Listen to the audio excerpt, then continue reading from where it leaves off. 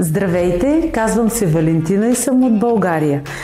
В интернет потърсих лазерно лечение на зрението и попаднах след всичките на болница Авиценна в Истанбул.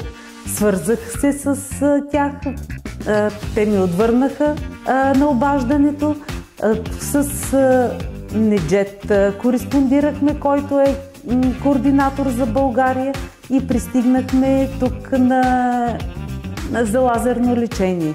Получих много внимание, много уважение, така че горещо препоръчвам да дойдете в Истанбул, в Авиценна за лечение, за лазерно лечение или за други нужди, ако имате в това отношение.